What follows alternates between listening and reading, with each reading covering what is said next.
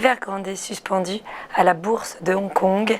La série noire continue et oui, le groupe immobilier chinois au bord de la faillite n'a pas expliqué clairement le pourquoi de sa suspension. Il serait encore passé à côté d'une échéance obligataire. Une importante cession d'actifs est également évoquée.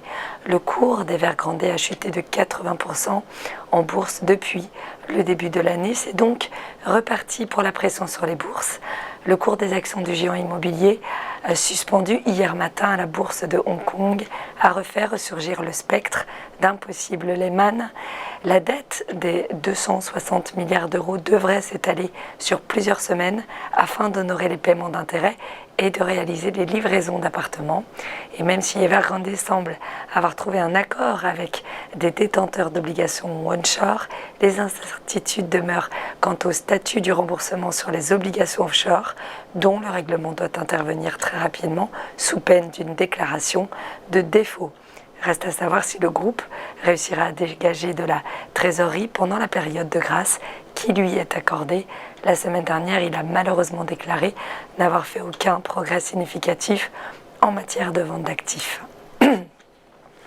Un point sur le pouvoir d'achat maintenant en France et cette bonne nouvelle du gouvernement qui annonce un bilan positif, notamment pour les ménages les plus modestes. C'est par 2 que ce dernier aurait été multiplié durant ce quinquennat et c'est bien plus que pendant les 2 premières années précédentes.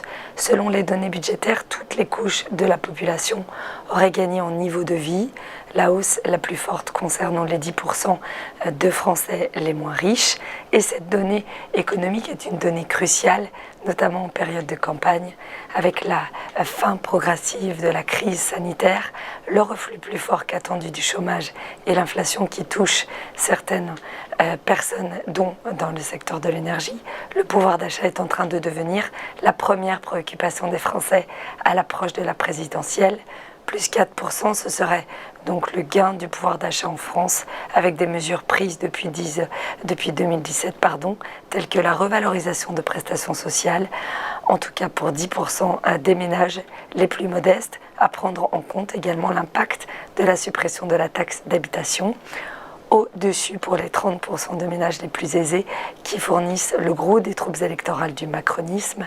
Les gains seraient quasi les mêmes, avec une progression annoncée à plus de % seulement pour les 10% de Français les plus riches, malgré la flat tax ou la fin de l'ISF. Et un point maintenant sur l'inflation qui vient de passer la barre des 2%. C'était à prévoir. L'inflation en ce début de mois galope et vient de dépasser le seuil des 2% en France, accélérée par la hausse des prix de l'énergie. Les prix de la consommation ont augmenté de 2,1% sur un an en septembre, selon les données provisoires publiées ce jeudi par l'INSEE.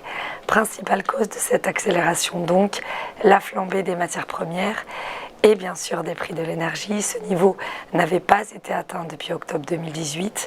À l'époque, la hausse des prix s'était établie à 2,2%.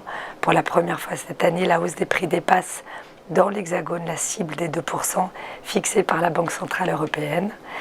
C'est bien sûr la pression des coûts de l'énergie qui pèse aux alentours des 8% dans l'indice, qui reste la principale explication de cette remontée de l'inflation, mais parallèlement l'augmentation des prix des biens manufacturés et des produits alimentaires ralentit également. Et si pour l'instant on table sur un début d'inflation mesuré, l'hiver s'annonce rude. Les experts semblent s'accorder sur le fait que les prix à la consommation poursuivraient leur hausse au moins jusqu'à la fin de l'année et que la situation se calmerait courant 2022. Un point sur la bourse maintenant, avec des boursières qui ont débuté la semaine sous le signe de la nervosité. La barre des 6500 points a été franchie, une baisse de 0,61%, toujours tiraillée entre la pression sur les prix de l'énergie et notamment du pétrole, les taux d'intérêt souverains et bien sûr les négociations politiques aux États-Unis. Le CAC 40 a perdu 40,03 points, 6477,66 points. Vendredi, il avait déjà fini à un niveau proche de l'équilibre, mais avait déjà cédé 1,82% sur la semaine.